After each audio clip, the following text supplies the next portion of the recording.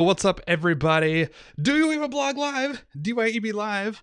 Today, I am going to be talking about my new blog, business, YouTube channel, and online business experiment, which is going to be launching in a couple of weeks or a couple of months, depending on when I can get everything done. And in this video, I'm going to walk through a bunch of behind the scenes stuff. I'm actually going to do some of the launch prep and the launch work, and I'm going to walk you through my thinking. So even if you're not starting a new blog or business or project or whatever, I still think there's a bunch of things you can learn from this video. So while I wait for people to come on here live, can you guys see me? You guys see me with this? Up here. You can use the timestamps, the jump links in the description below if you're watching this on the replay, and that'll allow you to skip and check out a bunch of the different things that we're going to cover. So, you can see a countdown timer. I'm going to start in maybe like 2 minutes with the actual content. But, if you don't want to wait around watching the replay, use the jump links below. So I will start in 2 minutes, like I said. If you're coming on now, hit me up like with some, emojis or something like that. What's up, Jim? What's up, A Purple Life? Hello, hello. Hello and welcome. Type that stuff out. I have a special surprise, not regarding any content, and that is the ability to show my iPad on the live stream, which I'm stupid excited about, which is like the dumbest thing probably. But yeah, I get to like show my iPad and you'll see me taking notes or whatnot. And I got my game plan of kind of what I want to walk through and talk about on here. So Jim, A Purple Life, anybody else watching this live, you guys hit me up with some emojis in Slack. What's up, Tom? Tom Drake. I know, I'm up here. I'm up here. I'll remove that in just a second. Oh man, good stuff. I take this opportunity to also adjust my settings and like webcam stuff. Okay, guys. Okay, that was bad. That was better. Yeah, that's much better. It's perfect. And adjust my microphone. I'll start here in about 30-40 seconds. If you're just joining us, come say hello. I mean, I could at least move this out of my face, right? Now you can just, there we go. That's best. I could like hide in here. There you go. Oh, you screwed up that emoji. I saw that.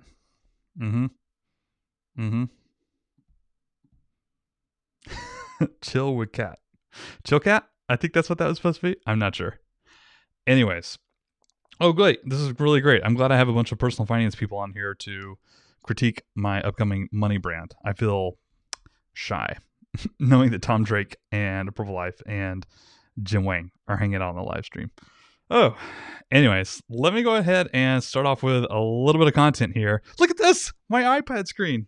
Isn't that cool over there? Anyways, so Project Money is both the temporary and the permanent name of this upcoming blog and business and money brand that I've been wanting to start for about a year and a half now.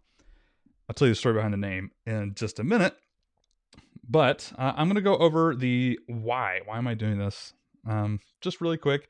I'm going to go into the assets exercise, which I actually think is extremely valuable for everybody. What's up, Nick True? I see you over there, buddy.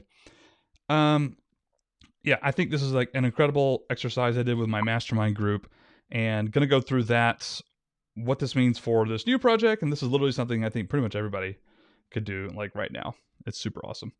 So the metrics I kind of want to hit just as an experiment for this upcoming brand, like traffic, like downloads, like overall revenue numbers. And I already have some revenue, which is awesome. I'm going to show you guys how I did that.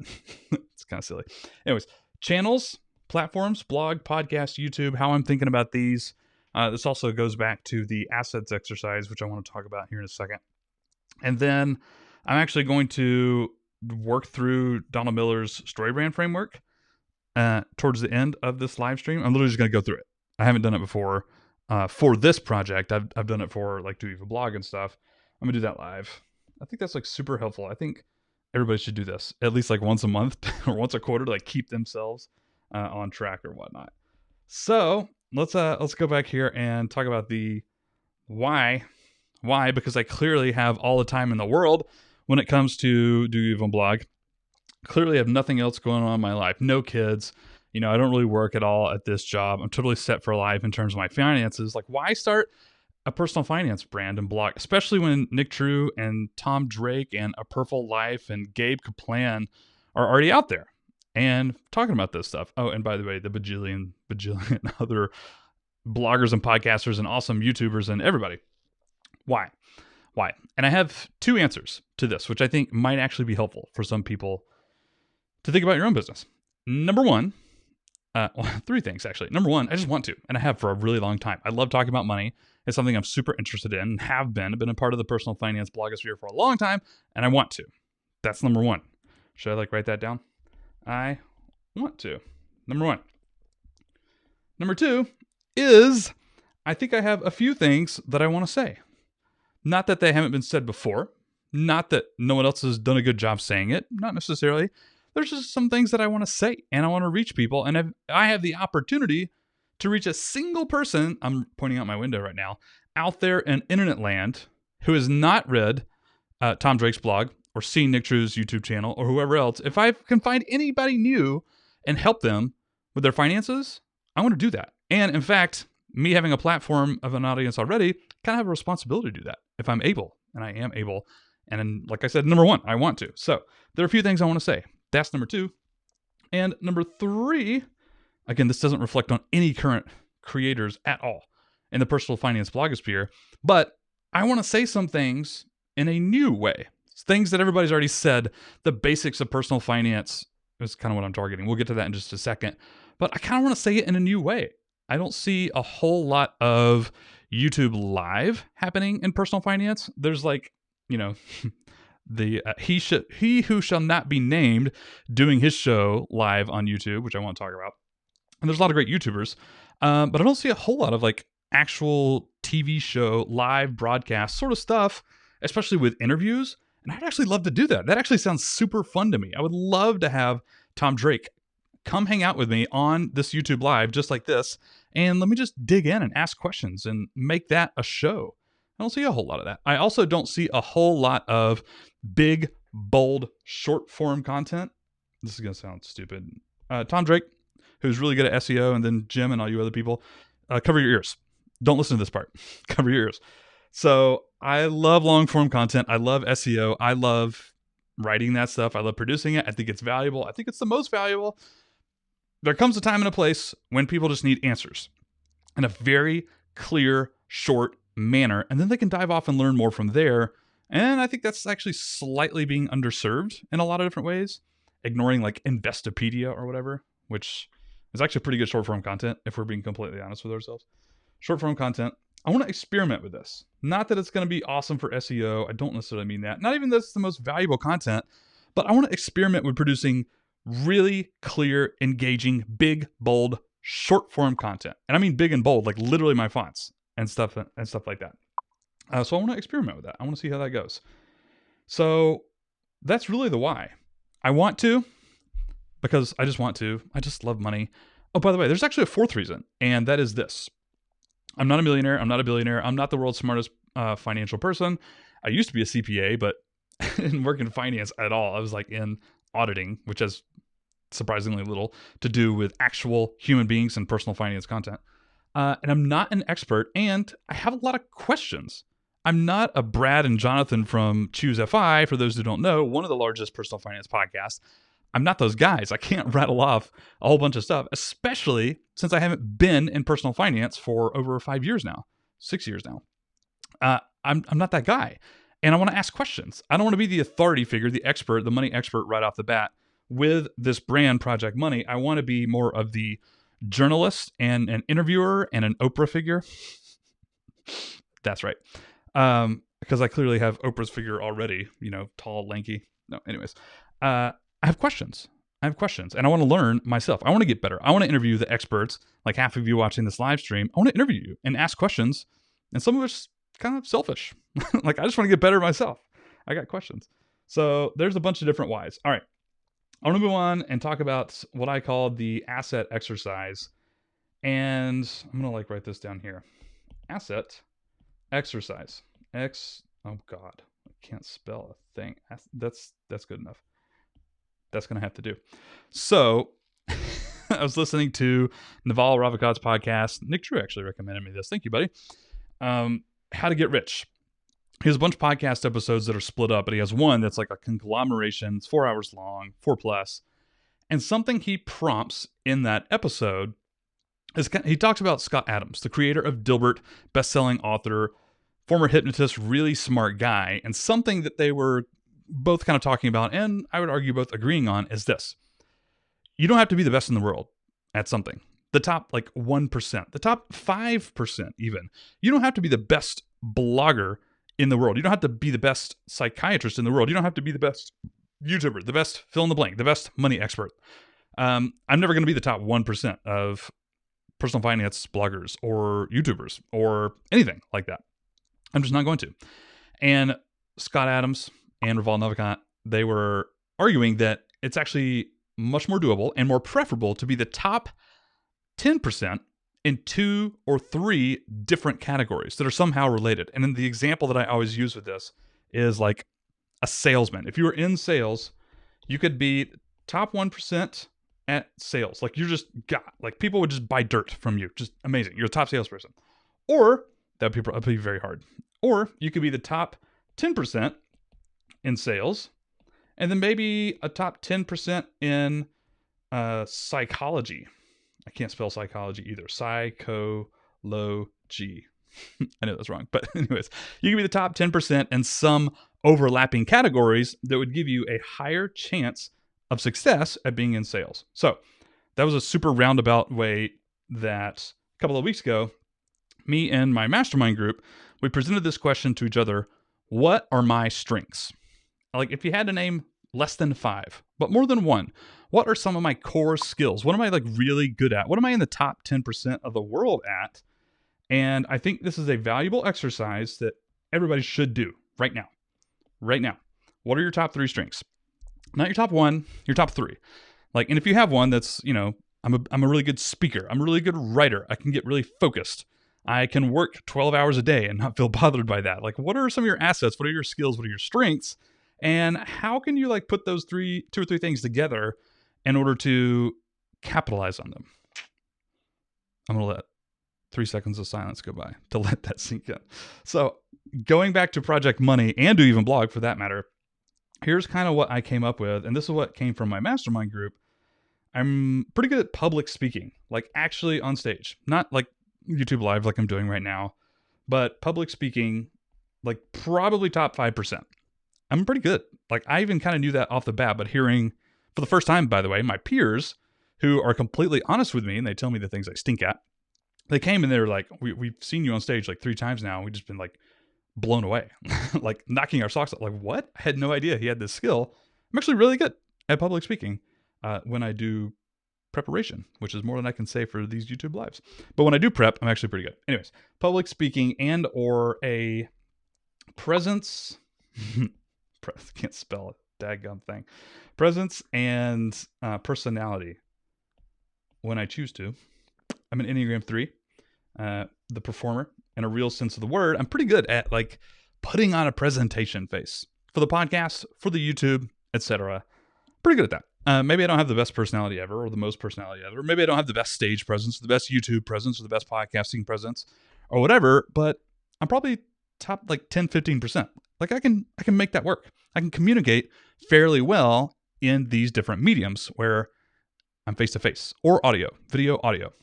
You can kind of see what I'm getting at here as it relates to me creating like a new brand. What are some of my strengths with this? And I had a few more which I sadly don't even remember off the top of my head.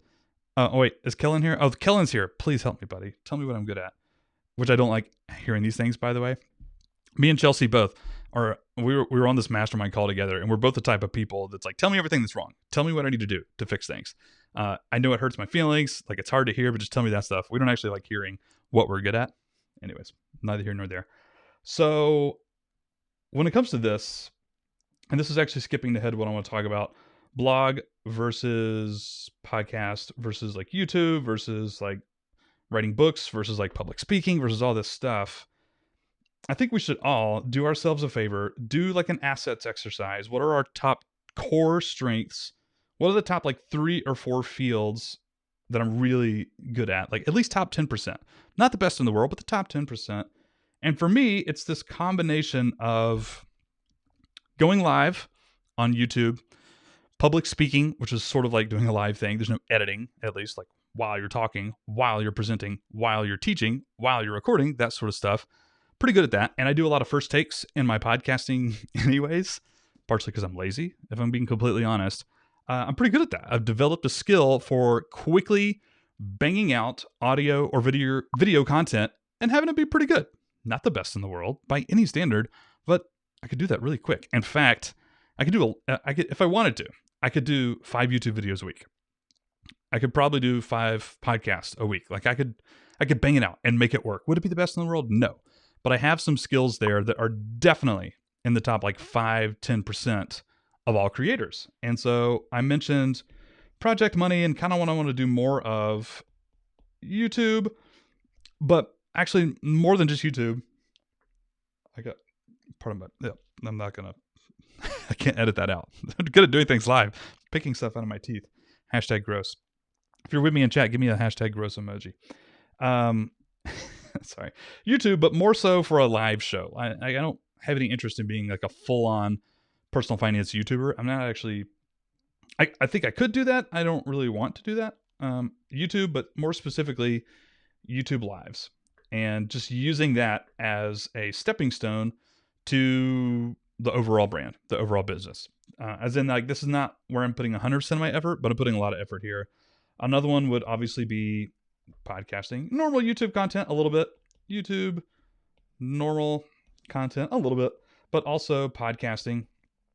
Podcasting, by the way, I'm going to talk about how I make this work with the like YouTube and YouTube Live specifically, because I think there's a massive opportunity there.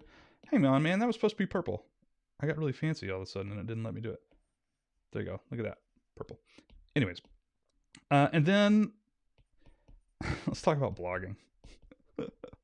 Blogging. I think I'm a pretty good blogger, if I'm being completely honest with you. Although I haven't really done it in a long time. I think I'm pretty good at SEO. I've talked with a lot of SEO experts. I have some history there. I just haven't done it in a really, really long time. And I think I want to. Going back to like, why start a new business? Why start a new podcast when I have to even blog? And like, why would I do any of this? I want to. And something I want to try a little bit more of is actually blogging again. And this is going to be hard for me for a few reasons. One, it's not one of my core strengths. I would argue that like Kellen's in chat, it's a core strengths of Kellen. It's just being able to make his blog work with freelance writers and just managing that editorial process and like SEO and Pinterest and driving traffic. That's one of his core skills, I would argue. It's not one of my core skills, but I still want to try it because I want to. I don't know if it's going to work or not. This is kind of getting away from my strengths and assets part and talking more about what I want to do. But I want to do more blogging, and I want to have that be part of the core of the business. So at the moment, let's skip ahead and talk about this right here. Blog, podcast, YouTube, what I want the split to be. So I want the blog to be roughly 50%. I want the podcast to be roughly 25%. And I want the YouTube channel, both YouTube Lives and normal YouTube content, to be about 25%.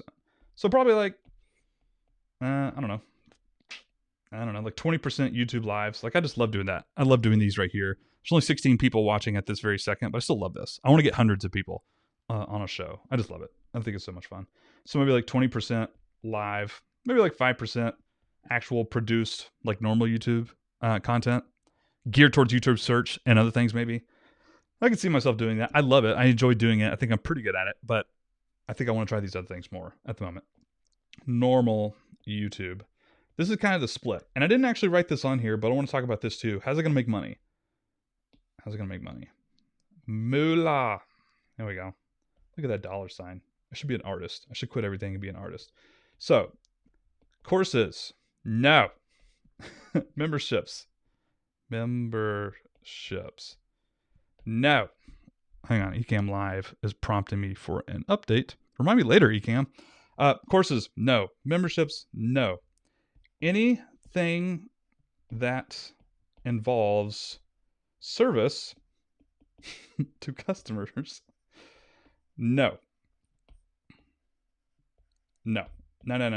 So I want to explain myself just for a second. I think this is also something that all of you listening to this could do yourself probably a good favor and think through, like, Am I doing anything monetization focused that maybe I shouldn't be doing?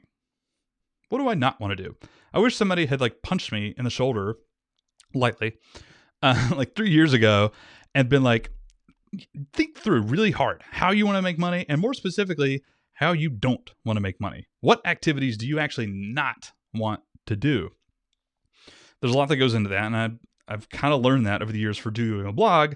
But I'll tell you right now, as I'm looking at Jim says customer service is the worst. Word. I got just customers. Business would be awesome, except for one thing: customers. That's like a famous quote from somebody. Anyways, the point is, I figured that out for doing a blog and looking down the scope of creating a new endeavor, a new brand, a money brand. I just can't do it. And I think the trade-off, and this is a big takeaway, I would argue, I think the trade-off is less money. When we think about some of the things that make the most money on the internet the quickest, we think about what? Freelancing. Hashtag it works. 2, I would argue probably just courses in general, because they're sexy, even if that's not quite optimal. Way less optimal than like a workshop or some sort of like one-on-one coaching, mentoring thing, in my opinion, but it's easier to sell. And so probably more lucrative. And then you get down to like running workshops like Nick Drew does, running a membership site, or selling courses like Kellen does, or all that great stuff. I'm all for that. I don't have the time and energy to put into serving customers. And in fact, I don't want that. I don't want to sell I don't want to sell products. No products. I should have like written that on here. No products. So that said, what's left? Well, of course, there are the big 2: ads and affiliate marketing. Marketing. I'm more than happy to put ads on my site. Where's my green check mark? Let's do a big green check. Ads, check. I'm more than happy to put ads on Project Money, the blog, projectmoney.co, I think is what it's going to be, by the way. Serve up YouTube ads, etc., etc. By the way, sponsors, I don't really know what to put here. Sponsors for the podcast and or YouTube channel. We'll talk about that in a second. Actually, we'll come back to that. But ads, sure, a little bit of side income. It's not going to make a lot of money, but that's okay. Affiliate marketing, I'm actually pretty strong about this. I like doing tutorials for tech software apps when it comes to money. I like doing reviews there. I like experimenting with that stuff on a personal level, like even outside of producing content for it. I like doing that stuff. I could see myself doing some affiliate marketing, but no products, because I don't have the time and energy to really put into that. And these are much more passive, much more passive. Passive-ish. Not like completely passive, but more passive, more leverage for sure. Customer service is the worst. Sponsors. There we go. Sponsors. Jim says sponsors are just a different type of customer, and I actually agree with this. The only problem is they're super easy to get for podcasting. Maybe not for blogging. Blog sponsorships. Actually, I got like the king of blog sponsorships, Kellen, in chat right now, who could like probably sell a course of this if it was his focus, but it's not. But podcast sponsors. So I already have 3. I haven't even launched the show yet. Haven't recorded a single episode yet. I haven't set the website up yet. I'm not even positive what the podcast format is going to be. I've gone back and forth with like 2 or 3 different things. I've made some beta episodes and sent them to some people. I've got good feedback there. It's not even like taking place yet. I've lined up 3 sponsors for the podcast specifically. So the only problem with sponsors is that they're easy. So I think what I'm going to do here is I think I'm willing to accept smaller dollar amounts for this business as a whole, meaning no products, no services, that sort of stuff, ads, affiliate marketing, the occasional sponsorship, and even the occasional smaller sponsorships. I think I'm willing to accept smaller revenue if that means less time and energy I have to spend there. Like Jim said a second ago, sponsors are just a different type of customer.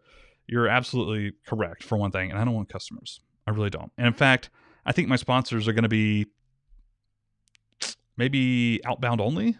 Like I go and pick and choose like sponsors. And if it doesn't work out, it doesn't work out. Or if it's smaller sponsorship, it's a smaller sponsorship. Whatever. I think I'm willing to sacrifice a little bit of revenue just for my own like sanity. Anyways, wrong one. There we go. So that's how it's going to make money. And by the way, he's not watching this live stream. I hope he's not on the live stream. I don't think he's on the live stream. One of the sponsors is another creator, longtime creator, well-known name. I literally reached out yesterday. By the way, I'm producing Pod Course for Do You Even Blog. My podcasting course launches June 1, #awesome. It's so good. I'm totally not biased at all. But I reached out to this guy on Twitter. I sent him one message. It was 2 paragraphs. It literally started with yo, yo, yo. It's like, yo, yo, yo. I'm starting a personal finance brand and looking for a sponsor for month 2. It's $250 and all the promotion will be evergreen and like permanent. Are you in? And this guy sent me an email like a couple of hours later. He's like, "What, you're doing what? Like what's even going on? Like what?" And so I sent him like another email like, "Oh, I didn't actually tell you a single thing about it. It's called this. Here's like the audience or whatever." And he's like, "Oh yeah, okay, I'm in." Boom, money. Podcast sponsorship. I was like, "Jeez, yeah." Podcast sponsorships easier than blog sponsorships and YouTube sponsorships. I'm not going to call them completely easy, but it's a lot easier than those other mediums because of the way podcasting works, in my opinion. So I can't ignore it. Anyways, there you go. Let's go up to only a few more things here. Experiment metrics I want to hit. So I'm thinking this. Metrics. Why is that purple? I didn't want that to be purple. Let's go back here. Notability, iPad Pro. I love it. I want to hit $3,000.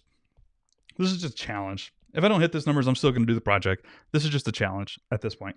I want to hit $3,000 gross revenue, gross rev, in 3 months. 3 months. So I said I already had 3 sponsors lined up. 2 of those don't have a dollar amount attached to them, but they have said yes. Only 1 has a dollar amount attached to them, and that's $250.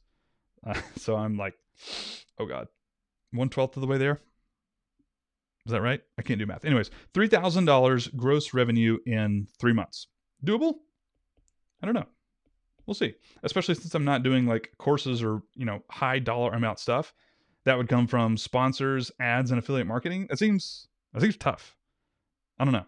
Even with a built-in audience of bloggers, which I already have, that'll, give me a little bit of snowball. What am I looking for here? It'll help me off the bat. It'll help me launch it to not crickets, but at least a small handful of people. Small handful of my people are in personal finance, so that'll help. Anyways, I still think that's pretty large. In terms of like traffic and downloads and stuff like that, I don't really know because I want to... Oh, I didn't actually give you guys the launch plan. I'll go over that in a second. I'll write that down here so I don't forget. Launch plan. Something I've been thinking a ton about and still don't have a great answer for, but I figured I'd share what I came up with. Oh, metrics. So I don't know because I'm going to be doing a little bit of YouTube, a little bit of podcasting, a little bit of blogging.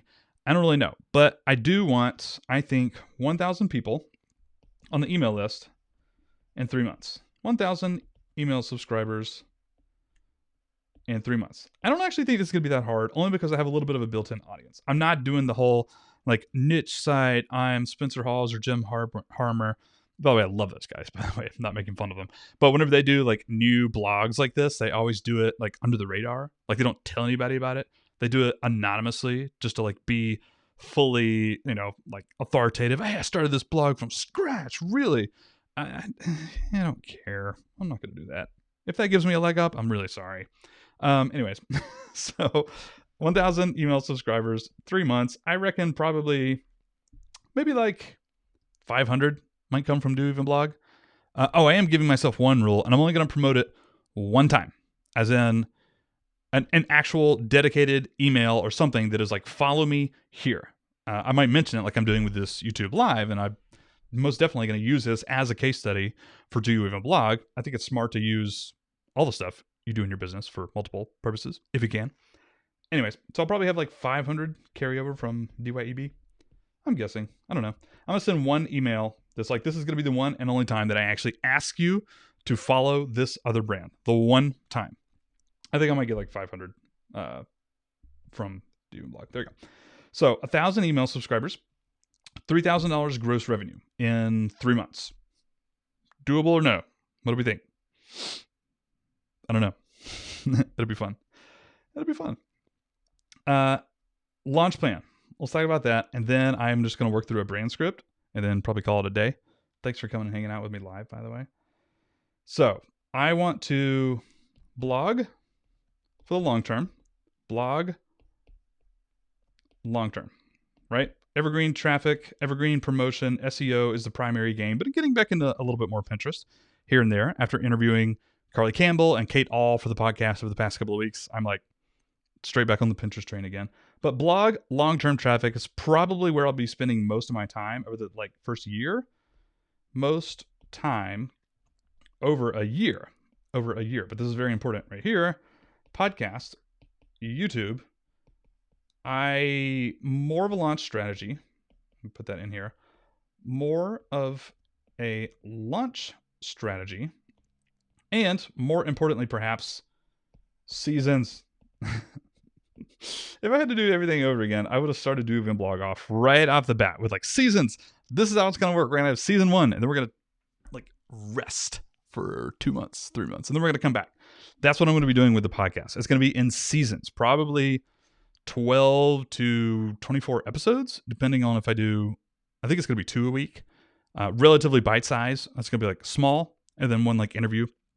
So podcast, more of a launch strategy, as in I'll put more effort into the podcast in the first 3 months of project money. Same thing with YouTube. I don't plan on doing YouTube every single day, every single 2 or 3 times a week for the long term, except for maybe the live show, but more of a launch strategy. By the way, podcast, hashtag backlinks. I never in a million years could have started a digital marketing channel like Do Even Blog without the podcast first. And at the time when I did it, just because podcast, hashtag backlinks. That's how I got my first 300 referring domains. That's pretty much how I get all my referring domains. For the most part, the podcast. So using it as a launch strategy, still very smart, I think. But I want to break it up into seasons. YouTube, same thing, more of a launch strategy. And also just, I think, the live component, the show, I don't really know what it's going to be called, by the way. I'm just going to write down YouTube lives. I think this is also repurposed to the podcast. Repurpose right here. Part of my entire life is based around how can I do the minimal amount of work necessary in order to see results. You can ask my mother this, by the way. That was on me through middle school and high school and in college, which is why it took me 6 or 7 years to graduate college. How can I do the minimal amount of work possible in order to actually get things done? YouTube Live, repurpose for podcast. Not the entire podcast. I still want to do podcast specific content, but it's going to be a large part of it, especially interviews. And by the way, interviews, for those that don't know, really powerful for business as a whole. Pretty much everything you could possibly think of growing a business. Conducting interviews from a podcast is really strong. I'm not going to go into that. I was going to rant on that for a few minutes. Interviews equals growth. Guests share the show. Guests lend authority. Guests could potentially give backlinks. Guests make me smarter. I like talking to guests more than I like recording solo shows. I think it's a little bit more interesting to listen to with my style of content. Not everybody's style of content, but I tend to be a rambler and a question asker and an inquisitive person. And I don't like editing a whole lot. And when I do YouTube lives, I don't edit them at all, like this one right here. When I do interview podcasts, I edit them very, very, very, very, very little. It takes me way less time. And again, I'm trying to, be as lazy as possible and still get things done. So interviews for the YouTube live channel and therefore the podcast, right? Interviews. So launch plan. The launch plan is have probably 4 or 5 articles live on the blog. I should do this in green. 4 to 5 articles. Oops. I did not mean to do that. Sorry. 4 to 5 articles on the blog live. Some of these are going to be, probably 2 are going to be tech review, product reviews, affiliate marketing posts, tech reviews. And then 3 to 4 are going to be thought leadership pieces. By the way, I should come out and disclose this now. I have a partner on this project. I haven't mentioned him before now because he's been super busy, but his name is Brendan. We're really good buddies. He's the nicest dude ever. And he's probably one of the smartest SEOs I've met. And I've met a lot of really great SEOs and interviewed a lot of really great SEOs. Brendan and I jive. We get along really well. I trust him like 1000% when it comes to SEO work. He's absolutely brilliant. And so he's going to be more of a consultant, not necessarily like face of the brand, like helping me create content, maybe a little bit of that, but he's going to be more so of just helping me on the blogging front, because this is actually not one of my strengths, as I mentioned before. So Brennan's going to be around to help me with SEO. He's going to be like a consultant, and also eventually just like weigh in with content strategy, SEO strategy, which he is absolutely world class at, and building links, which he is also absolutely world class at and has like ridiculous connections, and it's going to be cool. So I don't really know where I was going with that, other than he told me to do this right here. The like how to like launch with the blog. A couple of articles on just like normal pieces of content. It's probably going to be like tech related stuff. But then 3 to 4 articles of like, in Brennan's words, let Pete be Pete. Like I want Pete coming out with 100% personality, talking about super idealistic things and opinions and about finance and just thought leadership stuff in the space. Stuff that's going to make like people think a little bit. That's what I'm going for here. And I already have a few of those ideas already mapped out. I just haven't written them yet, which I'm planning on. I'm also probably going to repurpose those. Thought leadership. I was going to write that in here. Let me go small. Thought leadership. That also sounds really fancy. Leadership. S-H-I. Okay, here we go. Repurposing that into maybe a YouTube video or two. Like I won't do a whole lot of normal YouTube videos like I said, but maybe off the bat, like for launch, have like 2 or 3 of these thought leadership pieces in the bank, ready to go, live. So when people come and look at the blog, there'll be a little bit of content there. Not like 20 articles. I'm kind of done with that phase. I'm over that. Like 5 or 6. It's fine. No one cares. People understand. It's a new blog. Sorry, I was about to rant on that.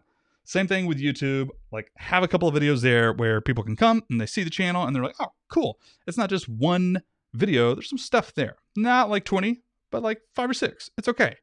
There'll be more soon. Anyways, do that. Podcast, I think this is going to be a bit of a kicker, and the only reason this has not launched yet, and that is I'm going to come out with at least, like, I want to have like half of season 1 in the bank, like 10 episodes. This is the hard part. I might actually change this, but I wanted like 10 episodes ready. They would not be published at the same time. I'd probably launch with like 5, like an episode 0, and then like a couple, maybe like 3 or 4 more, and then drip some out. But I want them like in the bank. I want them already created, and that's going to take me a hot minute just to assemble that. I already have most of the topics, but I don't have all the topics. I kind of want to launch with that though, with that in my bank. Like 5 published, at least 5 more in the bank. Yeah, because I know myself. By the way, this is super important. Knowing thyself. I just watched The Matrix the other day when he like walks in and he's talking to the Oracle. And she's like, you know who you are? And he's like, I really don't know. And then the Oracle says, you see that behind you? That's Latin. It means know thyself. Anyways, I know myself. And when I launch this podcast, I'm not going to want to work on it again for a couple of months. So I'm going to create things up front, create things in advance. I know myself. I'm not going to want to work on it later. Anyways, YouTube. Yeah, I want like 3 or 4 of the thought leadership pieces that are not geared towards search on YouTube. Or, I mean, they can be, but that's not specifically why I'm making them. I'm making them just to supplement. Pete is now not authority. That's the wrong word, but like I'm in this. This is a personal finance brand to help people with their money. I want other personal finance creators and bloggers to watch it, as well as my friends back in my hometown who have no idea what they're doing with their money. I want them to watch it too and get value out of it. Like thought leadership, trying to grab people and help motivate and inspire them to change their behavior, to change the behavior of those around them. Like thought leadership pieces, hardcore, not hardcore, that's the wrong word. I think you get what I'm saying here. Passionate. There you go, passionate. A couple of those YouTube videos as well. And I think probably a season 1 of YouTube Live. Season 1. And I think what that'll probably look like is 10 to 12 live recordings with some of my favorite people, influencers. I mentioned like Choose FI earlier. I'm going to have them on one. Brad and Jonathan. Me and my buddy Josh Overmeyer talked, and I love Josh. I'm going to have him on one. Like I want to do maybe like 10 or 12 YouTube lives. I'm going to call it like season 1, just in case I need a break, which I may not need one, but I'm going to call it season 1. I'm also going to repurpose those for the podcast, so that'll help like a little bit with that cushion right there.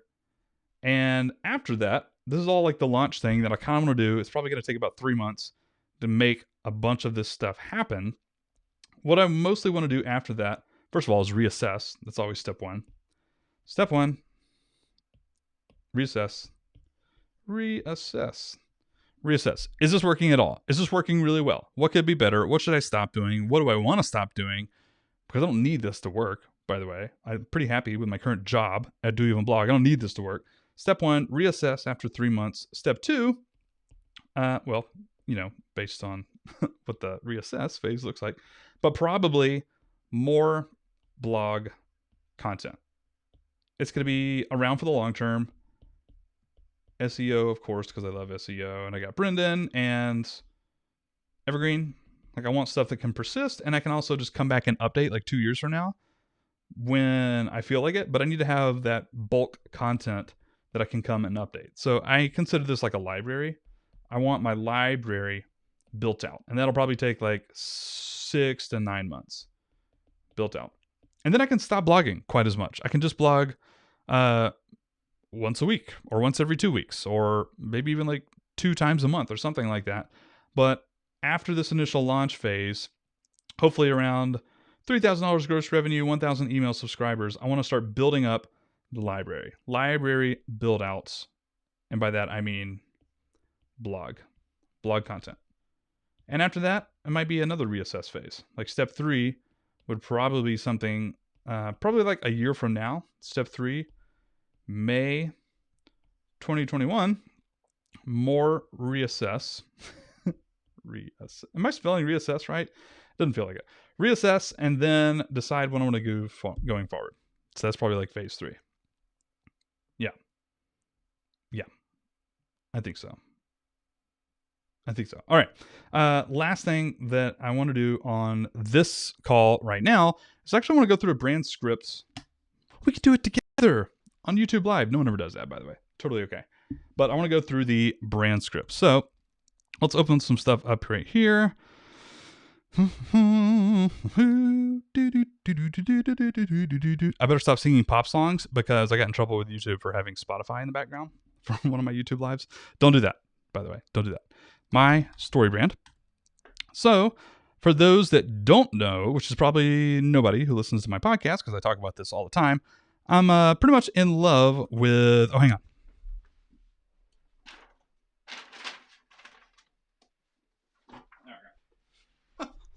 I made a YouTube video earlier about podcasting, like statistics and the growth of podcasting and stuff. It's going to be awesome. Anyways, story brand.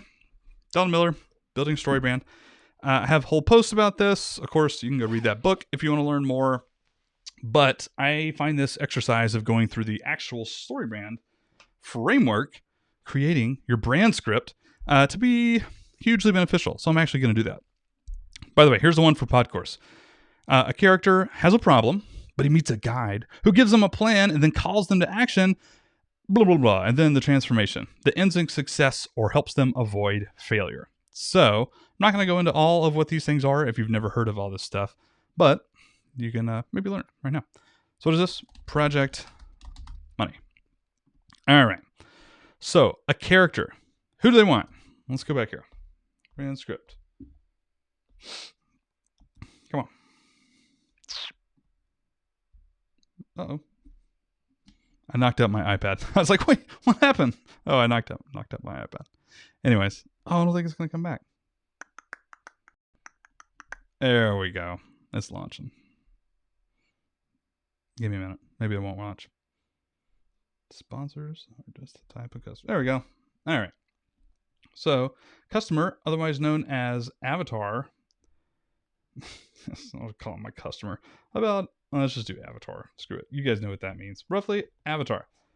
So, people discovering finance, I'm going to say PF, personal finance, for the first time, roughly.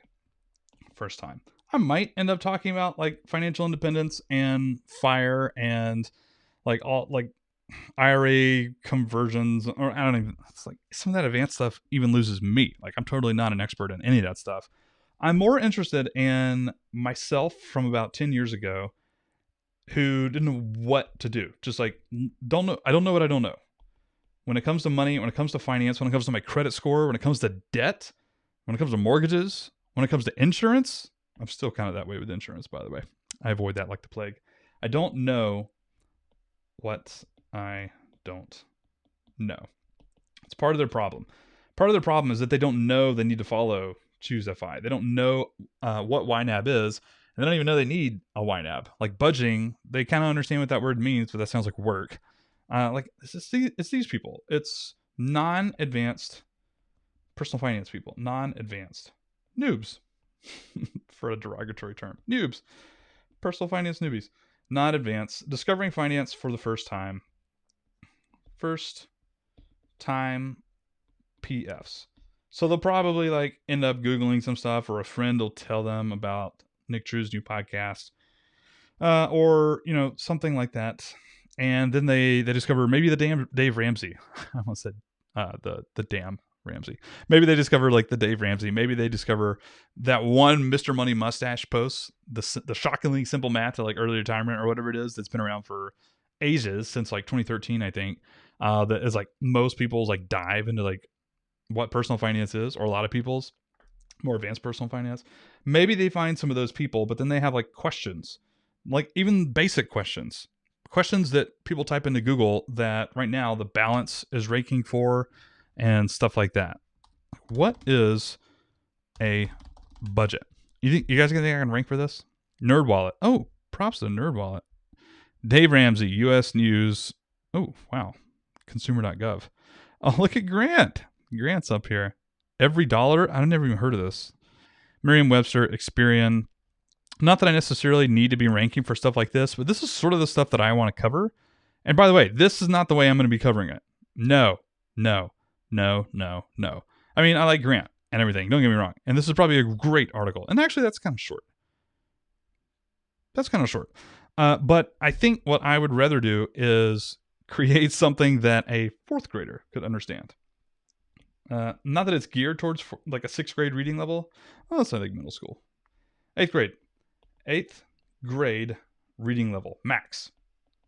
Eighth grade reading level. And if that means I have less of a chance of ranking in search because my articles are 800 words or 1,200 words instead of like 3,500 words, I think I'm okay with that, at least for the start. I can always come back and try and make things better.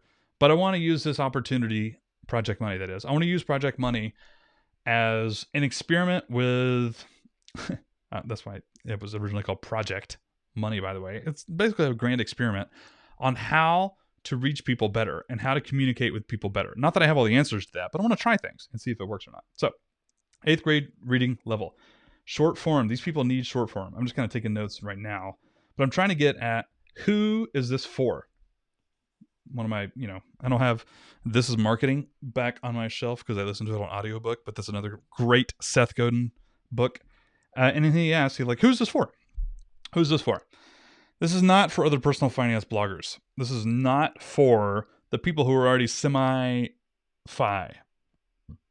independent. FIRE. It's not for the, what's that, dual income, no kid, the dinks, dual income, no kids, like the two software engineers that are making $250,000 a year from their day jobs and saving like 60% of that, and they're going to be financially free. It's not for them. That's not who it's for. It's for people in their 20s and 30s. I should also write this information down. 20s and 30s, maybe up into the 40s, but probably like 20s and 30s, in that age range, that are making some money, but probably not over 100K. I'm not targeting high income people from this at all. I'm going to put solid middle class income levels, who don't know what they don't know. Again, I keep going back to that phrase, but that again sums these people up really good. By these people, I mean my trusted audience. It's not a derogatory term. These people. No, solid middle class income, discovering personal finance for the first time and being curious, but not knowing the fancy jargon, not knowing, if I told them what FIRE was, they'd be like, where? Get it? As in, where's the FIRE? They wouldn't know what it stands for. They wouldn't know a bunch of the advanced things. You can, I mentioned retirement accounts earlier. like swapping, withdrawing stuff from your 401ks early, and how to like take advantage of that stuff in the future. Like they're not there yet. They're not quite there yet. Middle class, solid income, don't know what they don't know. That's my avatar. Let's put that on the brand script. Sorry, Grant. By the way, talk about, I don't know if this is good or bad. Reopen closed tab. I had my buddy Brendan look at this. I like Grant as a person. I totally do. He's doing some weird stuff with his blog. There's like pretty, what's the right word for it? I don't know. Oh, he's actually changed it. This is different than it was a couple of weeks ago even. Anyways, these menu, all right, these are better. Never mind. He did have even more. Like this is a little bit, when you click over borrow, you get like all these different things. It was like twice as big. Maybe not twice, but there were a lot more. That's still a lot to click on. Anyways, my SEO folks. Story brand. Okay, character. Oh, I had to put in what they want. Oh, crap. I forgot to do that part. My characters want. What do my characters want? My avatar. 20s to 30s, they want to be less stressed about money. Oh, this is desires. I really like, for everybody who was at FinCon last year, and we got to see Ramit from I Will Teach You to Be Rich on stage. I actually really like him. He's a little bit intense for a lot of people, but I actually really like Ramit. I love his style. Something he got up there and said, he was like, who cares about, and then he like rattled off a few like really advanced and somewhat nerdy and somewhat like techie, somewhat technical, like personal finance tactics and strategies and stuff like that. He's like, no one cares about this in the real world. What do they care about? Less stress. And then like he went on and on. He said it much more eloquently than I ever could, but I really, really, really, really resonated with that. I was like, that's straight. That's absolutely straight. He's absolutely right. So what do my people want for project money? They want less stress. That's like one of the first and foremost things. And the reason I know that is because this is me. Now, like literally right now, and in the past, even more so. Less stress about money. Period. Less stress about money. That might even be like on my Jumbotron, on my homepage of like project money. Like less stress less stress about money. That's like first and foremost. And if I'm being completely honest, I don't actually think this is what people need, but I think this is what my avatar would say that they want. They want to be rich.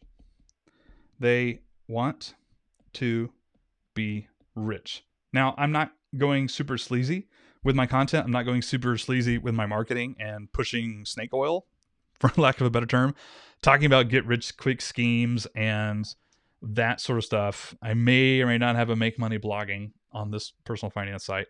That was a joke. I don't really want to do that. But I do think I can use this in some of my communications. Borderline clickbait.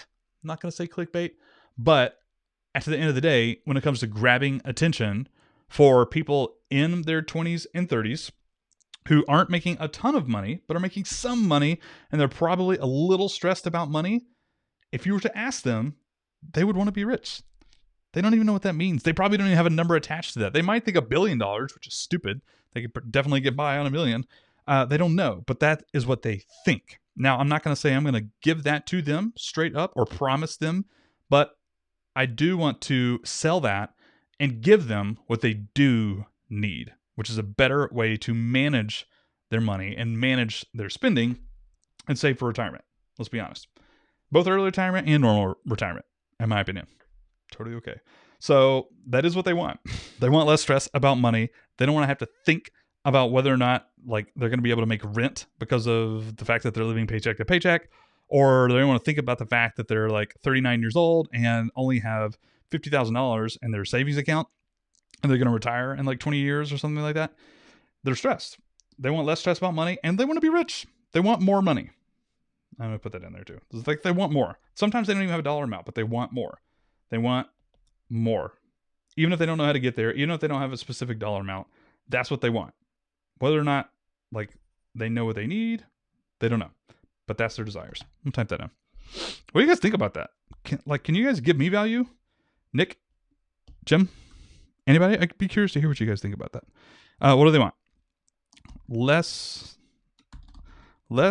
stress over money issues, and they wouldn't, this is like literally using words from my father, they wouldn't mind being rich. They wouldn't mind being rich, even if they're not even sure. This is a little bit more than I should probably write. But even if they're not even sure that's what they really want, or how much that is, That's a pretty good spot. Let's go ahead and save that right there. What's up, Liz? I see you in there. Welcome to the party. All right, what's the problems? The villain, external, internal, internal, philosophical. What are their problems? So I got my desires. Let's go with a fancy line break. Hashtag line break. Now let's go with problems. Problems. Part of the problem, I'm just going to list off a bunch of stuff, and then I'm going to choose one. Jim had to put down his Mac. How dare you? How dare you interrupt my live stream? I'm joking, dude. The problems. Part of the problem is, I don't know if they know this or not, but they don't know what they don't know. Don't know what they don't know. That's part of the problem. Part of it, whether it's actually factually true or not, is they're not making enough money. That may or may not be true, but that's definitely what they think, and that's probably what they think of as a problem. They are not making enough money. They're not making enough. And again, you can see my avatar difference between a lot of other personal finance brands at the moment is the dinks, the dual income no kids earners who are into FI and the FIRE. They know exactly like what they need to save, what percentage of their income to save. They're probably making enough. Even if it's in like the 6 figures or slightly below range, not like 250 grand a year, but like 70 grand a year. They're probably okay with that. They're probably not obsessed with making more money. Like, that's my limiting factor. That's why I'm not rich. That's why I'm stressed out about money. It's because of how much I'm earning gross. That's probably not my avatar. My avatar is the other type of people. So they don't know what they don't know. They're not making enough. And the real problems, the real challenges might actually be they don't have good habits. They don't have good habits. And one could argue this about pretty much anybody into personal finance, is working on habits, working on the mindset of saving more, spending less, spending time on a budget, which sucks. I'm sorry, YNAB people, but like I hate budgeting. I hate budgeting personally. I just don't want to do it ever. They don't have good money habits. They might even have a negative money mindset, which I'm not super big on, but I still think is probably true. And quite frankly, I've had a lot of negative money mindsets in my own life, and always have. Even when I earn more money than I make from Do Even Blog, I've always had negative money mindsets. That actually might be something to talk about a lot, because I definitely have experience and empathy there. Negative money mindsets. I also want to read what Jim wrote right here in chat. They often make decisions under extreme duress and can't analyze it with a clear mind and make the best decision for the long term. What do you mean decisions? I'd be curious to hear which results in being reactive rather than proactive. Oh, yeah, I really like that one. Results in being reactive. They're definitely reactive rather than proactive. Also, short-term versus long-term thinking. This is something I've sucked at historically. I think I'm better now than I was a couple of years ago, but I agree with that, by the way. I'm going to write that in here. Decision making. Did you see this? You guys see this? I should teach people to be better communicators with my life. That's what I should do. I still can't spell decisions. Oh, I'm just going to leave that right there. What was I even saying? I got angry at myself for not being able to spell anything correctly.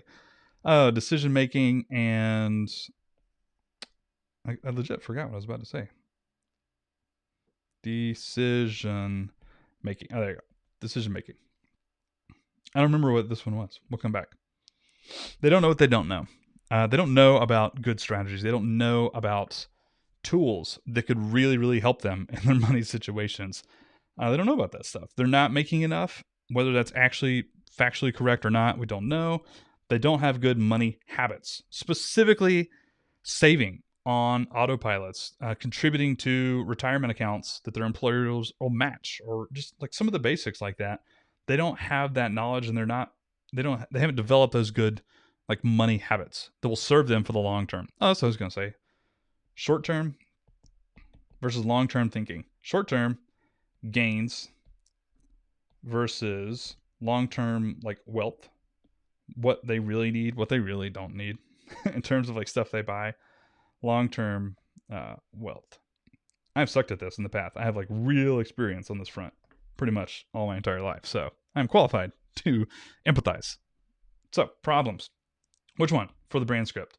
They're not making enough. They don't have good money habits, negative money mindsets, decision making, short-term versus long-term thinking. I think this is the one that I'm going to like circle right here, only because I think it encompasses a bunch of the other stuff. They don't have good money habits. I think a lot of it comes into that. I'm going to put that one on the brand script. Jim says, if your water heater bursts, you have to call someone and can't really call around, comparison shop, buy the best one that'll last, etc. Can't really wait too long for that. That's interesting. You know what? Something kind of similar to that is something that I've always been guilty at, only up until I met my wife, and that is investing in quality consumer goods. It's so silly thinking about it now. Before I met my wife, I would buy the cheapest jackets, the cheapest shoes, the cheapest kitchen utensils, the cheapest everything that I can get my hands on. Mainly because I was born and raised cheap, and I didn't have a lot of money growing up, and I didn't have a lot of money in my, teenage and early adult years as well. And so I was always in this mindset of like, it's got to be the cheapest. Like, can't afford anymore. Can't afford anymore. Can't afford anymore. And when it comes to like fixing a car, like, oh, can't afford to do that. Got to get the cheapest thing. Got to get the cheapest thing. And it took me the longest time to realize, like, wait, you mean I can like purchase? What's a good example of this? I mentioned shoes. I bought a really, really nice, expensive, I've done this a lot with shoes actually, pair of boots, like outdoorsy boots that I can use for work boots and also hiking and disc golf and all sorts of stuff. And my boots kept tearing up all throughout college when I played disc golf a lot and I hiked a lot. And they were like super cheap. Like I'm talking like Walmart cheap. And eventually I bought like this nice pair of boots. I still have them to this day. They are several years old, several years old, like 10 years old now, and in way better shape. And I have not bought another pair since I bought them. They cost like $30 or $40 more. No, maybe a little bit more. They're pretty expensive, but marginally more considering I would have like replaced cheaper ones like 10 times. Anyways, yeah, I've done that a lot over my life. Anyways, Natalie says, people who don't know what they don't know tend to fall prey to observational assumptions. Sorry. Oh, debt is normal. An emergency fund, your credit card. That's treating credit cards is something I have real experience with, by the way. I have carried massive credit card debt in my life. I have carried very little credit card debt, but still didn't pay it for long periods of my life, leading me to a 400 something credit score. Credit score is 800 plus now. Thank you very much. But I have like really cool experiences to share on this. Emergency funds, credit cards, how to use credit cards. Debt is normal and not necessarily the devil, but it's also prone to be the devil for a lot of people who don't know how to manage it correctly. Yeah. Totally topics I want to cover. Anyways, so they don't have good money habits. I think that one sums up best all the ones over there. So I'm going to actually put that on the brand sheet. External problems. Oh, I forgot to phrase it like this stuff. Oh, they don't have good money habits. What is a problem your customers deal with as it relates to your money service? Not knowing how to be good with money would be another one I said. I don't have good money habits. I don't know how to get out of this hole of like money stress. I'm going to like, off the top of my head, write that in there. I don't know how to escape this hole of money stress. Living paycheck to paycheck is obviously a big one. Maybe getting out of debt, maybe conquering student loan debt, other stuff like that. It makes me feel inferior. How does it make people feel? Makes me feel inferior and even angry to those who are doing well with money. A lot of people feel that. I don't know if that's like the thing I should be running right there, but that is one of the things. Money shouldn't have to be so hard. Money, accumulating money, being less stressed about money, shouldn't have to be so hard. Let's save. Villain. I don't necessarily know if there's like a root villain. not like debt. I want to talk about debt. Debt's the villain. Student loan debt, mortgage debt, credit card debt. I don't think so. I think that's definitely part of the problem, part of the challenge, but I don't think that's like their one thing that they're like massively focused on. I think money stress is like the thing. If I had to like personify one villain for my avatar, it would probably be money stress. Yeah. Okay. So meets a guide, empathy and authority. Let's go through that really quick. Meets a guide. Let's go over here. The guide, which is Project Money. Yay. The guide. That is Project Money. I wish I could buy the .com, by the way. That's a no-go. Can't do it. Can't get a hold of people. Project Money. .co. I have to settle for the .cos. Yeah. Main villain uncertainty. Maybe. Hang on. Break for Coke Zero.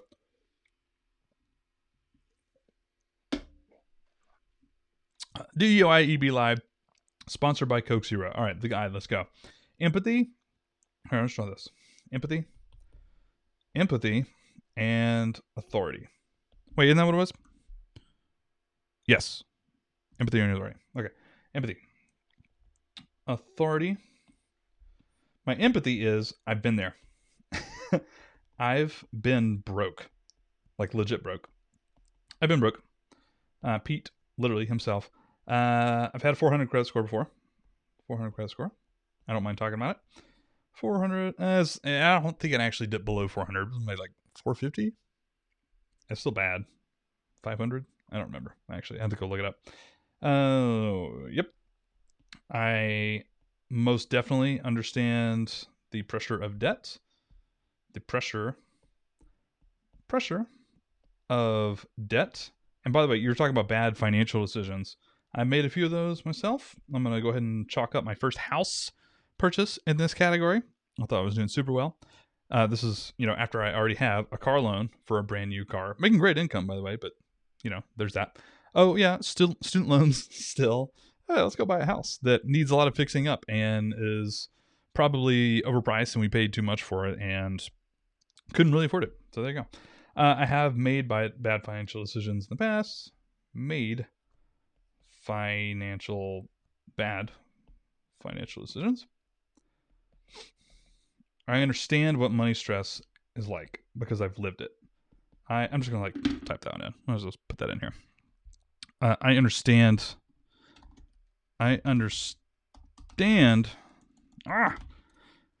how frustrating money stress can be because I've lived it.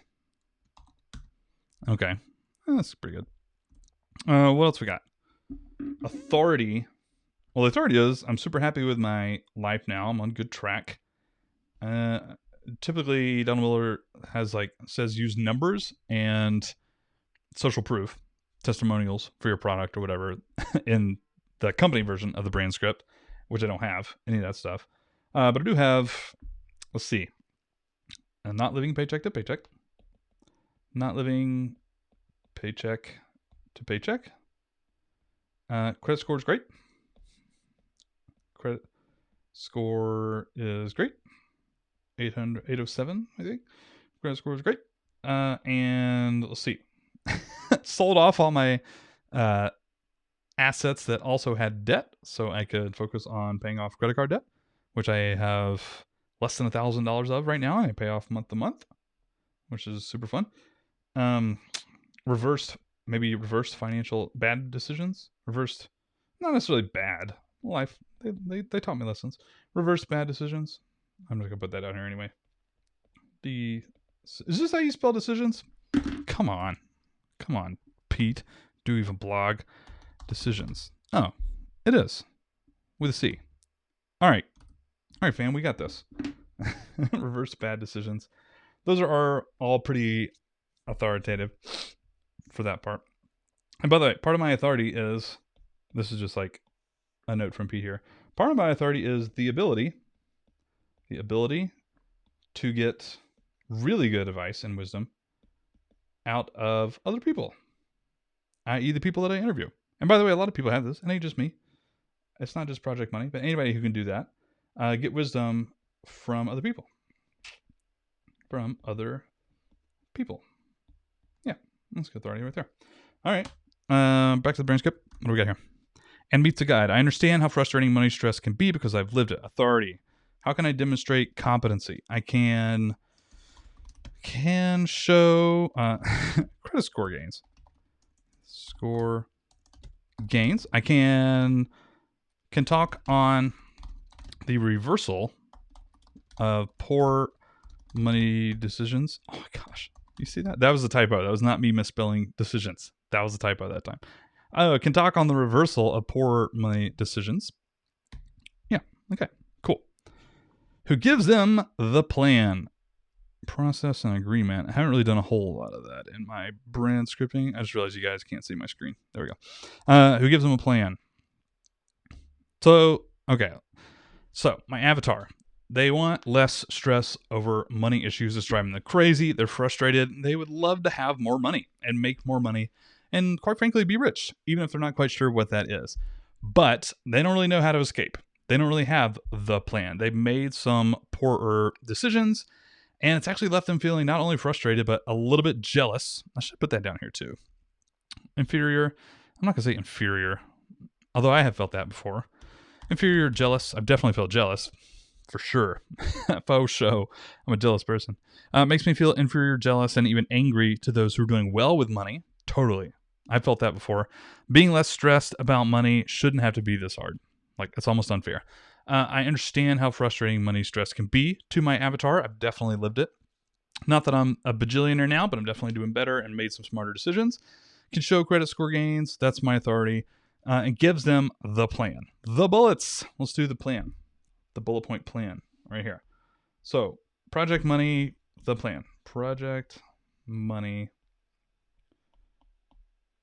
the plan. 3 steps, 3 or 4 is what Donald Miller would say. This is what I'm literally calling, this is my CTA. I'm going to put this like right on the homepage of Project Money. The first step, in my opinion, I think every blog or business should always do this, is be to like buy our stuff, join our newsletter, like follow me, like something as in stick around and I'm going to help you with the other 2 steps. But step 1 is to follow me, etc., etc. So I think step 1 on Project Money is going to be what? I don't know. Join our, I'm just going to say follow. For now, I'm just going to put follow Project Money. Not necessarily like follow me on Twitter or whatnot, but just like follow the brand. And I can change language if I put this to the homepage later on or something. Like click here and join our newsletter. Maybe that's step 1 or something. I don't know. Follow, this is step 1. Follow Project Money. Step 2, this is going to be, might be 3 or 4. I want one of these down here to be start seeing gains from past decisions. What's a better way to say that? Start seeing gains, results. Start seeing results that make you happier, that bring joy from past decisions. As in like better money habits, a better money mindset that leads to better financial decisions, like small changes that are in for the long term. The last step in my little plan here is for them to actually see those coming to fruition. I don't know how to phrase this to be like really clear, but start seeing results that bring joy from past decisions. Oh my gosh. Decisions. Okay. We're on track here. We're on track. So that's what that is. Part of this is, I don't know, maybe 2 or 3, or maybe this is just it. Start taking small actions every day towards your financial future, towards a better financial future. Like maybe I could just type that out. Start taking small actions. Quick wins.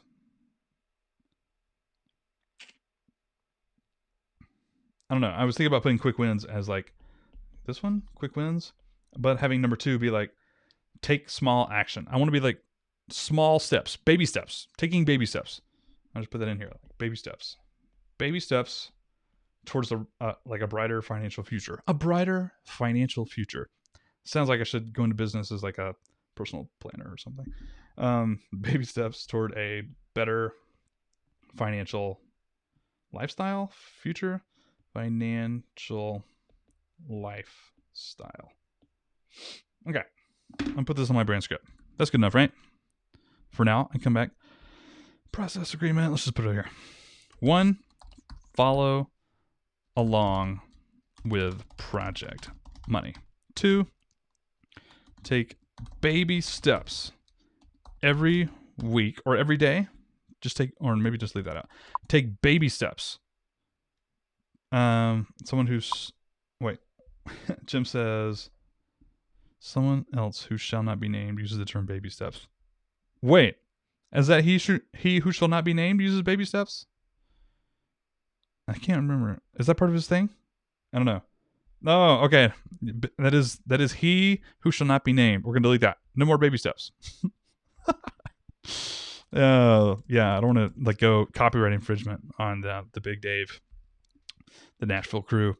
Anyways, take tiny actions that'll produce a brighter, the work towards. Take tiny actions that'll ensure a better financial lifestyle future. I don't know, something like that.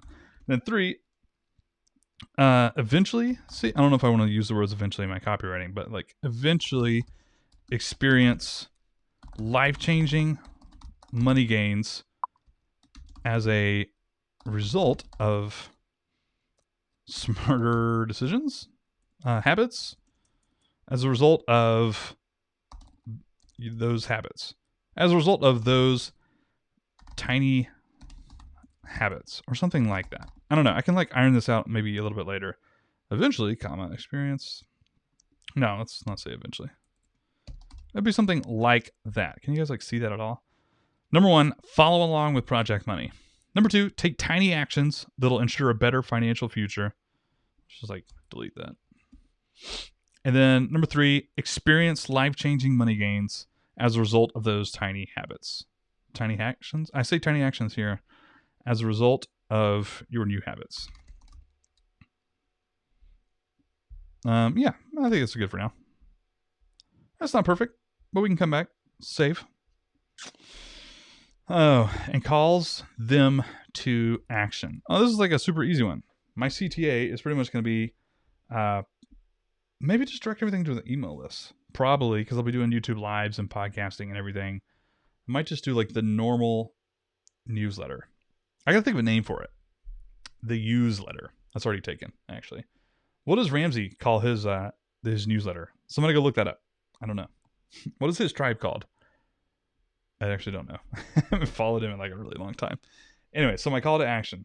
CTA is going to be, for now, it's just going to be I'm just going to put the word follow. I don't really like that word. Follow project money. Something like that. Here, smash that like button and subscribe on YouTube notifications. And yeah, follow project money. And then let's talk a little bit about transitional calls to action, i.e. freebies, i.e. content upgrades. What are those going to be? I don't know. I have zero idea.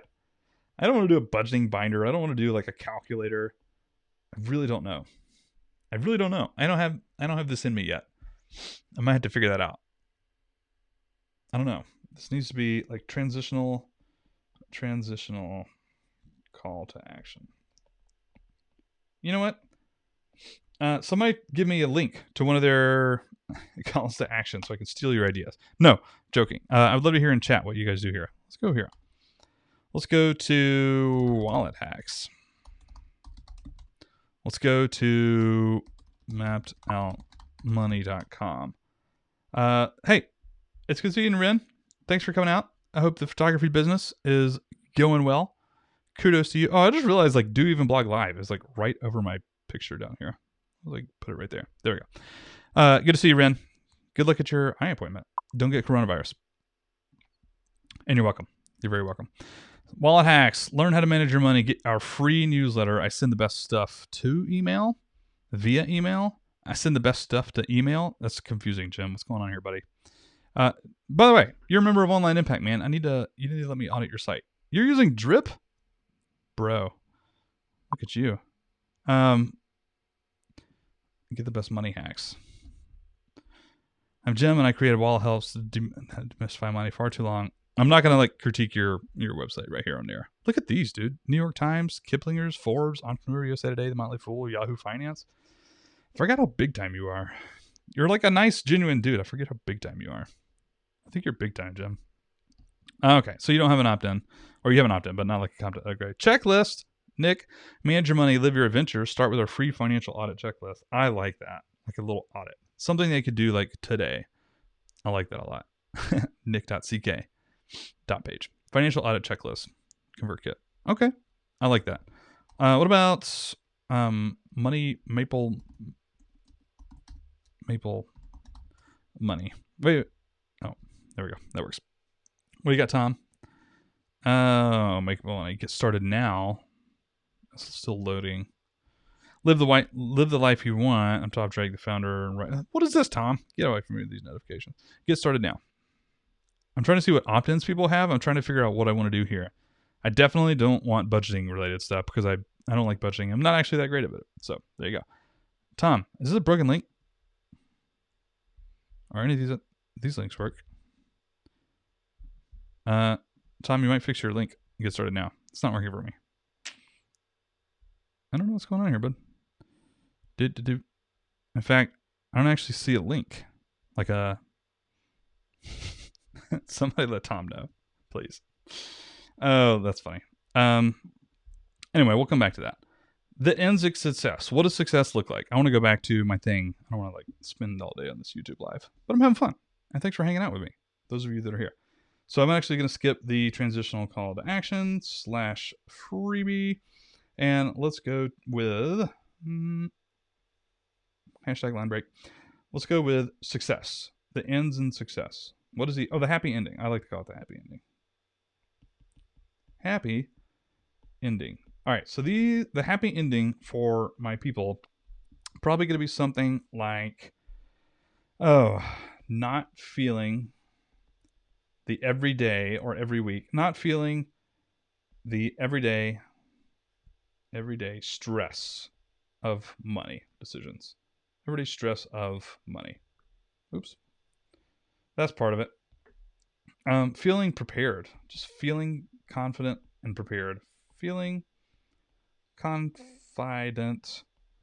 Feeling confident that you are prepared. Feeling confident that you're prepared. For fill in the blank, right? For retirement. For emergencies.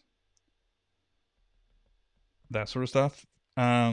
Happy ending of our money situation here. My avatar, not feeling the everyday stress of money. That'll be a big win. I'm feeling confident that you are prepared financially. I should add that right here. Prepared financially. These are all pretty, not bland. That's not the right word. They're pretty broad. I feel like this is anybody in personal finance. Or maybe not. Not everybody. Maybe not the advanced people, now that I'm thinking about it. The stress of money particularly. I don't think that affects... Everybody stresses about money at some point, but I feel like that affects my avatar, the new people to personal finance, more. Feeling confident that you're prepared financially for retirement or emergencies or any life changes, really. Life changes. Cool. Not having to worry. Just no worries. No worries. More money, no worries. More money, mo happiness. No, that's stupid. No more worries about money. No more worrying about money. There we go. I think that's the big part of it right there. Let's put that on the brand script. Brand script. The ends in success, and list out the positive changes your customers will experience if they use your product or service. Less stress about money. More confidence that you are prepared for whatever life throws your way. That's like the two big things. That's definitely the two big things. Mo money, different problems. For sure. Yes, I agree. Less stress about money, more confidence that you're prepared for whatever life throws your way. Yeah, I think that. And I'm going to be completely honest again. I said that my avatar wants to be rich. They want to get rich, even if they don't actually know what that means. I think they just want to be able to have nicer things. I don't know if that's necessarily what I would want to be teaching them to do, but that is something they desire. Maybe that's not ending in success. How about the confidence to choose how to spend your money that makes you happy? What's the word? What's the sentence I'm looking for here? The know-how of how to use your money for happiness. You know what I mean? Like there's a sentence here that I'm searching for. What is that? What is that?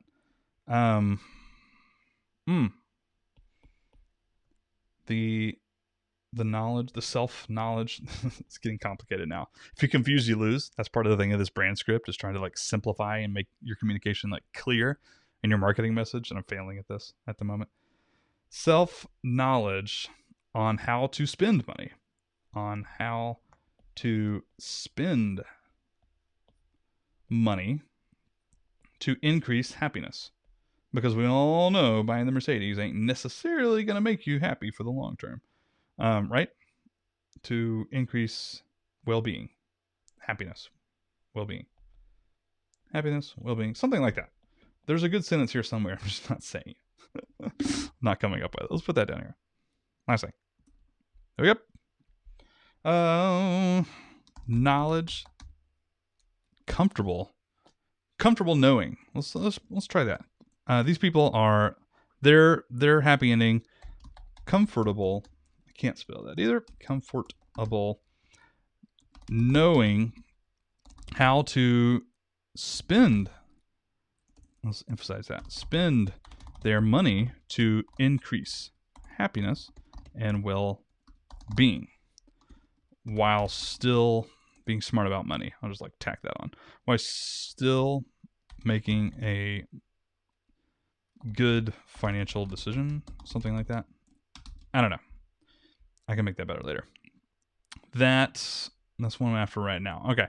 Helps them avoid failure. What is the avoiding failure that we're going to be doing here? Avoiding failure. Let's put that down here. Hashtag line break. Avoiding failure. So maybe that would look like, what's the bad outcomes? What is going to happen if they don't follow Project Money or any of the other personal finance advice that's currently out there from any creators? Like, what will happen? Continual and never ending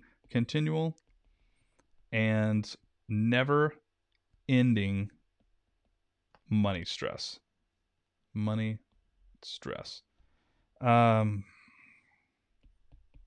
Reaching retirement age and being scared that you don't have enough. Being scared that I'm just brainstorming here, that you don't have enough. Have enough to live off of, or something like that. Encountering emergencies with no emergency fund, with no preparedness. What's the word I'm looking for here? Getting hit and suffering. I don't really know what the words I'm looking for here. Getting hit and suffering from unforeseen emergencies or life changes, medical bills, something. I could phrase this a lot better, but I'm not doing that so far. So continual and like never ending money stress, this hole that you can't seem to get out of. I'm going to draw this. This is a hole. That looks weird. That looks stupid. There you go. Now it's a better hole. A hole that they can't get themselves out of, a pit they can never escape. Reaching retirement and being scared that they don't have enough. Getting hit by unforeseen emergencies and never being able to get out of debt. I'm just gonna like keep writing stuff. Never being able to get out of debt. I can't spell debt. That was a B. I promise that was a B right there. So, all right, brand script. Let's come over here. Last thing here. Oh, a never-ending ending cycle of money stress. Yeah.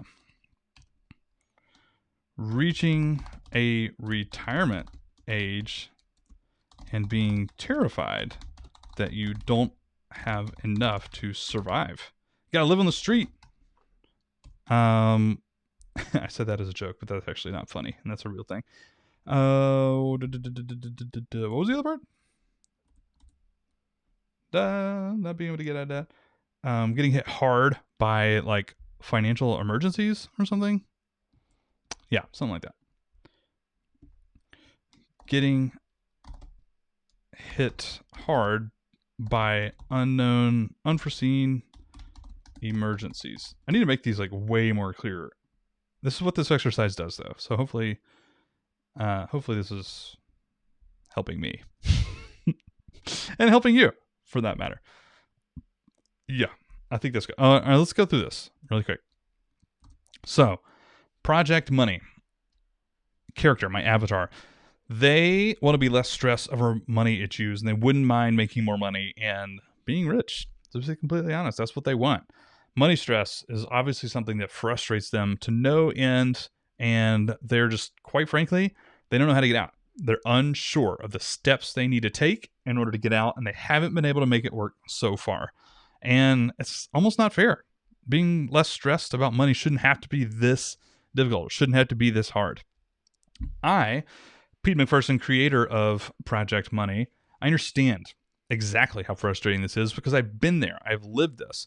And I've gotten out. Not that I'm a billionaire now, but I've made smarter I've made smarter financial decisions and XYZ. I can show my credit score gains. I can talk on the reversal of money decisions. Yeah. See Jim. Everybody say bye, Jim. Can everybody give a bye, Jim, in chat or an emergency? Everybody say bye, Jim. Thanks for coming on, Jim. Yeah. It's a guide. The plan. Who gives them the plan? Follow along with Project Money. Take the tiny actions that you learn that'll ensure a better financial future. That I'll teach you. I can put that in. Take tiny actions that I'll show you that'll ensure a better financial future, and then experience those life-changing money gains as a result of your new habits. It's okay. It's not great, but that's okay. I didn't write in my call to action, but that's pretty much like follow Project Money and take action would be another one. Yep. And then the happy ending is less stress about money. Feeling less stressed about money, being confident that you're prepared for whatever life throws your ways. Emergencies, medical bills, life changes, more expensive college, and then just being comfortable and knowing how to spend your money to bring you happiness without sacrificing your financial future. Without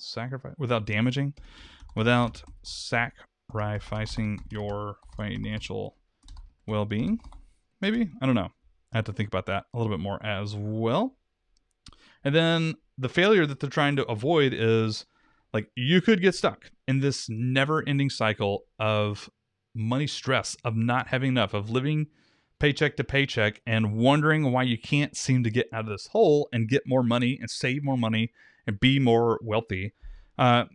Not being scared. Like you could be scared of reaching retirement age, not having enough to survive. You know how to live on the street when you're like 80 years old, and that's terrifying. Getting hit hard by unforeseen emergencies and circumstances. I think that's all pretty good. It's not perfect, but that's pretty good. What do you guys think? I love it. So if you have questions, put them in chat. I'm going to sign off in like 5 to 10 minutes. Thank you for watching. First and foremost, thanks for coming and hanging out with me on the YouTube live. And I think that's pretty much all I got here. If you have questions, I'd love to hear them. Put them in chat. Project Money, projectmoney.co. You guys want to see like the branding that I've been working on so far? I could show you that. Projectmoney.co. I should create like a little jingle. Hire somebody on Fiverr to like create me like a little jingle. Projectmoney.co. Let's open up the branding. I don't actually think this is going to be what it is, but what are we doing? Oh, let me show you this website. Creativity over everything. Creativity over everything. So this is the Patreon guys. For anybody who doesn't know, patreon.com. They came up with this website, and I loved the look of it. It's like a little extreme, and there's actually like lots of cursing down at the bottom part of this, which I won't necessarily go into right now. But I loved the brand, like just everything. The black and white, but like with the bright green. I love the bold fonts. This is like Work Sans, which is actually one of my favorite free Google fonts, by the way. I was trying to get my Work Sans. I'll show it to you. It's actually one of my favorite fonts ever. I think I'm going to be using this for Project Money. I'll see what this looks like. Project Money.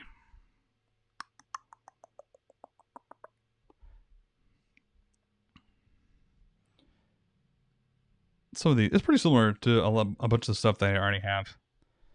Anyways, so I think I'm going to do Work Sans, which is also what this is, number 2 right here.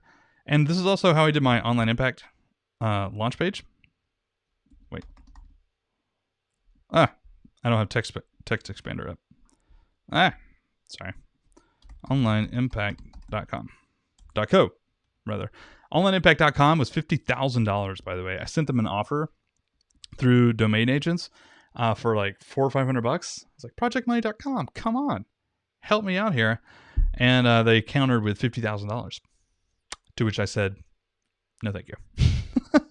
Can't do that. Not quite that wealthy, Project Money. Anyways, so I kind of stole this basic like idea of like black, white, some big bold colors. I love the highlighting, which I do this with the Mark HTML. Anyways, text expander. Let me go ahead and open text expander. I'll just show you this. I do this with Mark, by the way. It's one of my blogging hacks to like highlight stuff in cool ways. I did that on here. Oh, this is currently closed. You can see me like trying to recreate that with the red. Again, this Online Impact red. I'm not doing red. I would do like a green, sort of like this. I might even steal some of these colors and ideas. Anyways, this is going to be a lot of the branding for Project Money. And I think I am going to do the logo and stuff kind of like I do with my YouTube thumbnails. Master.sketch. I'll show you. Basically like a text background, but it's like shaped with the outline of the text. Type something like, oh, I don't have one. Oh, kind of like this. There we go. So you can see right here, this is text with like a background or whatever, but the background kind of like outlines the text. I could not find a Google tutorial on how to do this anywhere for any platform. I tried forever. I tried shadows. I tried outlines. I tried everything. I eventually figured out how to do it my dadgum self, and I think that's what I'm going to do for Project Money. Originally, this is not what it's going to be, but originally I was wanting to do kind of what Glenn also does over at Detailed, which is, I love Glenn's sites. I think they're all just spectacular. I love the colors and the brand and pretty much everything he does, actually, now that I think about it. But you can tell he has a like pixely big font. He doesn't use it for like this stuff. This is all like really readable and legible, and that's like PT Sarah for Georgia or something. I don't know. But for a lot of his stuff, he uses pixelated fonts like this right here. And you can see it on his logo a little bit. I was actually looking for another page, but I don't see it right now. Anyways, I was actually going to copy him on that and go with like a digital logo, kind of like this. I don't think I'm actually going to do that anymore, because then people are going to expect like retro 80s video game stuff, which I still love. I still think that's a fantastic idea. I would love to do something like that, but I don't know. I just don't know if I want that to be like the brand. And I just don't know. I don't know. There were some. These were like the really early ideas of the branding. Some of the, like when it was just going to be a podcast, this is what I was thinking. Like it's pixely. There's a little bit of drop shadow on here, by the way. That's like a dark navy and green color. I'm not in love with this. I'm not in love with it. I'm much more in love with something like what I showed you a second ago. This sort of style. Oops. There you go. This sort of like text background style with sort of the colors you saw a second ago with the black and green. So again, I haven't even created it yet, but I think it's going to be along those lines. Something like this right here, but not the pixel fonts. It'll probably be like Work Sans or something like that. And I'm not even sure what the green color is going to be. I think maybe this one is the last one that I had and I was working with. Yeah. Anyways, so that'll be fun. I think the blog layout is largely going to be like Do You Even Blog for the most part. Maybe a little less extreme, especially on the like blog pages and podcast pages. I stole these, by the way. Like this is like 23 pixel font or something. I don't know. It's ginormous. And these are supposed to be bold. Why are these bold? It's so stupid. Hang on. Safari. I open up Safari. My Chrome is not showing bolded text at the moment. I have no idea why. I legit don't know why, but this is what it's supposed to look like. Bold fonts. Why won't you show bold fonts, Chrome? Anyways, so I don't think it'll be quite this extreme on desktop and mobile for Project Money, but it's still going to be pretty well like this. Like it's probably going to have table of contents on the blog post, which is an Elementor widget. It'll probably have like a spot for, I don't think it'll be sticky either. It'll probably be like a normal sidebar. Jim's gone. So a Jim Wang sidebar, whatever he has for like wallet hacks. That's what I'm going to steal. Something where I can put ads, something where I can put an email opt-in, and some different stuff like that. So that'll be nice. Oh, Josh. I know you, Josh. Yeah, so he's got some articles right here and opt-in. That'll probably be something that I do for the site design as well. And then probably just something very similar to this, actually. Maybe closer to Do You Even Blog. The Podcourse logo over here, the menu over on this side. But then a typical like blog layout like this. Wait, Jim, are you copying us with your little underline thing? Actually, I don't have that on Do You Even Blog anymore, but that's who I was trying to steal it from. Anyways, so there's a little bit more behind the scenes for you lovely people. Anyways, I'm actually going to head off. Thank you again for watching this YouTube live and hanging out with me. And any questions, drop them below this video or email pete@doyouevenblog.com or hit me up on Twitter @doyouevenblog. And thanks for supporting me. Thanks for hanging out. I look forward to actually doing everything that I talked about today with Project Money and getting this like thing off the ground. If you want to be a guest on the Project Money Show, you should Project Money Show. Maybe that's just what it should be called. That'd be cool. I like that. If you're going to be a guest on the Project Money Show, shoot me an email, pete@doyouevenblog.com. That's all I got. Thanks, guys. Hope you have a lovely Friday and a lovely weekend. Adios.